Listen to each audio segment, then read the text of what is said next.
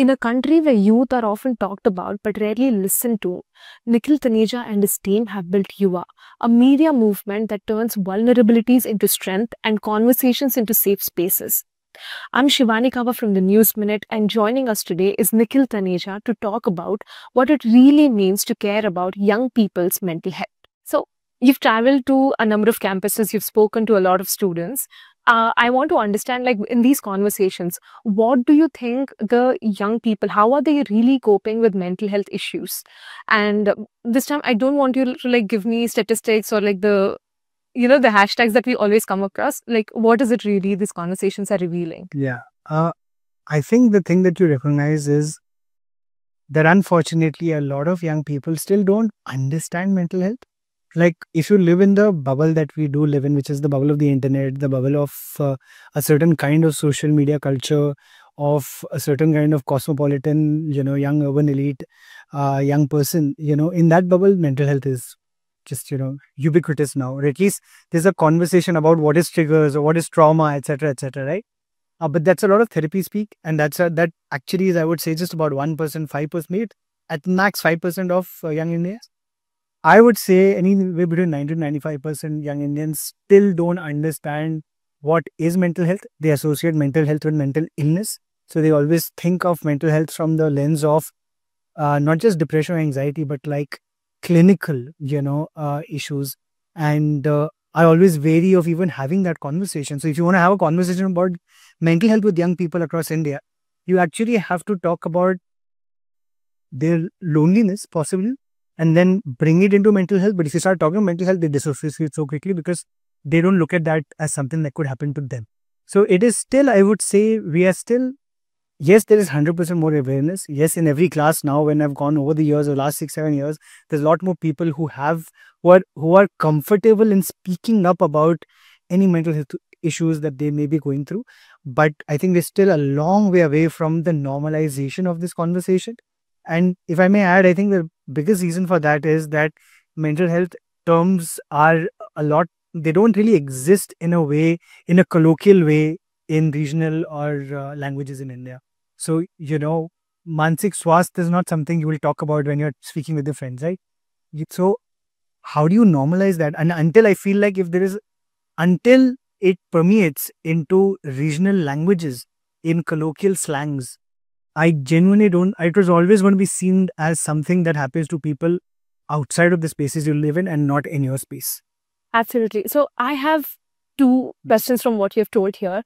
You initially mentioned that, there are a lot of therapy speaks and like the people are aware of these terms. And in the urban setup, we do see that workspaces have kind of like inculcated these kind of terms in their day-to-day activities and everything, but most often these conversations are only talking about mental health in the space of well-being and resilience, but when it comes to actually addressing mental illness, because I think in the workshop as well somebody mentioned that when it comes to actually addressing mental illness, oftentimes workspaces shy away from absolutely. So how do we what do you think about this? How do we address this?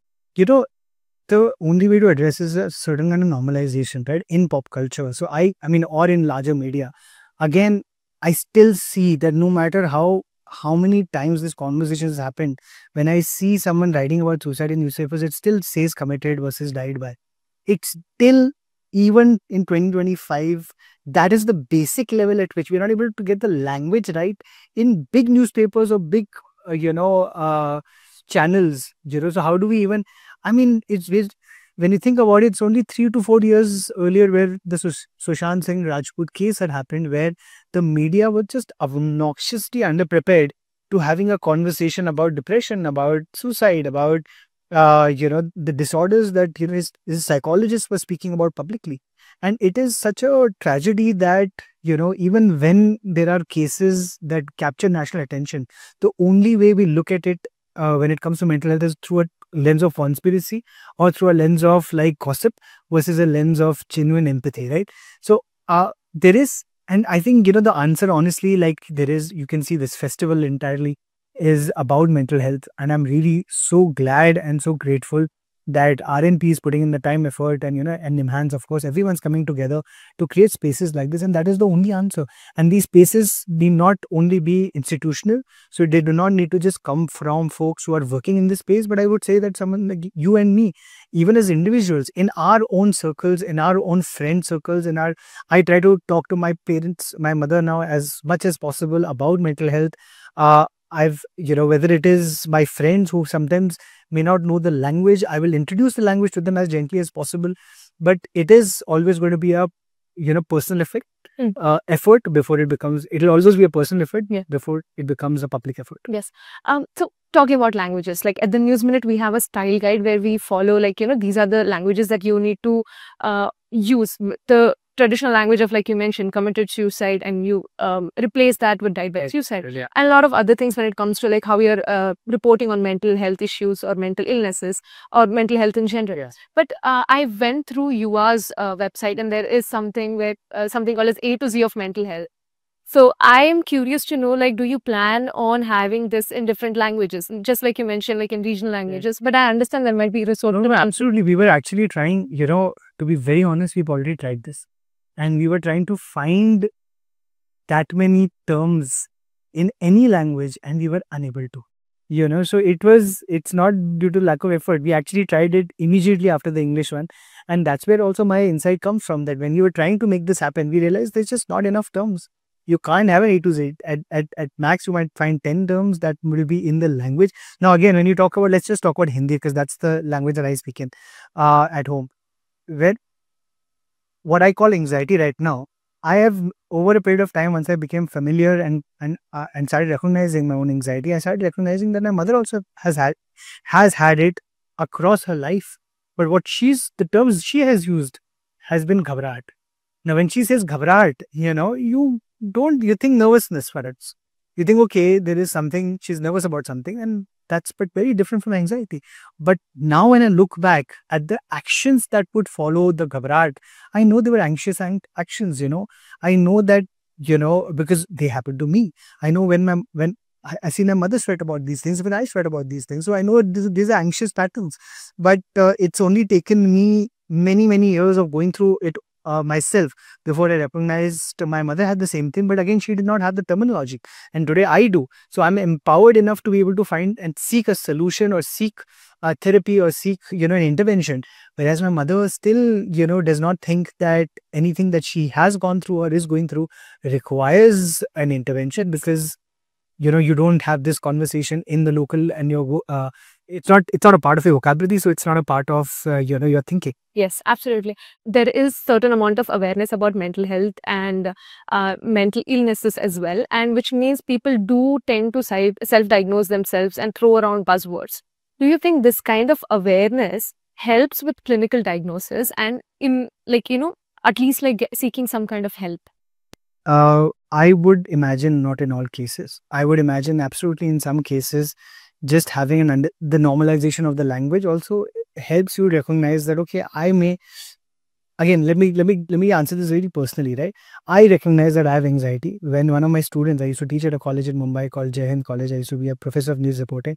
One of my students once came up to me and spoke about, seeking therapy, and how much it had helped her. I was very friendly with my students, so they would often come up and talk to me about whatever is going on in their lives. And told me, I said, why were you seeking therapy? And she said, again, if I may so ask, and they've always been very comfortable. So she told me about anxiety, and she told me, I said, okay, what? Just tell me a little bit more, so because I don't know enough about it. And then she started describing the signs of anxiety, and it just started hitting me, because I realized that every single thing that she was talking about was things that I had been going through at that present time. And then when I went to a doctor after that, when I went to a psychologist first, a psychiatrist first, and a psychologist, I was diagnosed very instantly as having clinical anxiety, and at a very extreme, level, which I knew that I was going through something. I had no idea that it was called anxiety until I heard it from a friend. So there are places, I think when you share your stories about mental health, they are far more helpful than when you are speaking in a language of therapy. Because I feel like, and because I spend so much time with young people, I sometimes feel it also gets misdiagnosed when you're trying to do a self-diagnosis. I'm very wary of that. I also feel like when people are now using ChatGPT and AI, to figure out, do I have, it's the same thing as Google, right? Where earlier you was Googling and saying, do I have this? And the answer is cancer, and now anything you ask, the chatbot is built to be agreeable to you. So if you say that I have these symptoms, yes, you do have anxiety, yes, you have depression, and then you start believing that you have it. And it mean, not to say it, you might not be right, but it's a spectrum. Yes. So at what help do you, what kind of intervention do you need? How much of it do you need? The only way to know for sure is when you speak to a professional. So I feel like if there is, everyone's going through something. It's a tough world we live in right now. There's no denying that. It's a tough time to be alive, especially if you're a young person, when you're seeing all the institutions around you failing you. And at that time, you do want something that you do want language that can describe everything that you're going through. But I would really request and ask of young people that don't try to diagnose yourself or anybody around you on the basis of just language. You need a therapist, a professional, a mental health expert, a psychiatrist to be able to help you with these things.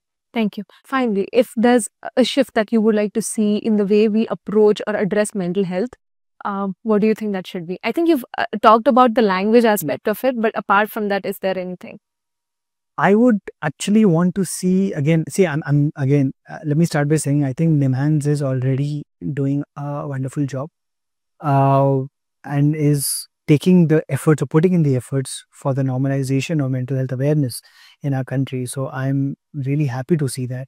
At the same time, and while it was somehow mocked or made fun of, which I actually really disagree with, but Deepika Padukone being the brand ambassador, the ambassador of mental health awareness in our country, I think it's a really positive step. Because she's been one of the first few really massive celebrity names to speak about depression, and continues to.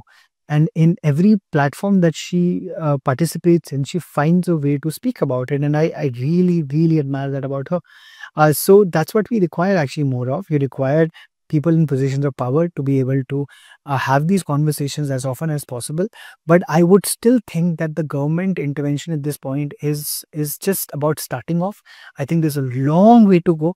What I would love to see, the kind of shift I would love to see, is that in schools, I mean, when you start post preschool, when you get into first, second, third standard, that's really when as there are PT periods where you have an understanding of physical education and the physical training. Yes. We should also have mental health periods where we are having conversations about mental health, even if you're not doing it as often as the physical ones, but at least once a month. Just having just having places and spaces that are created in schools, in government and private schools, where young people can speak up and or hear others speaking up.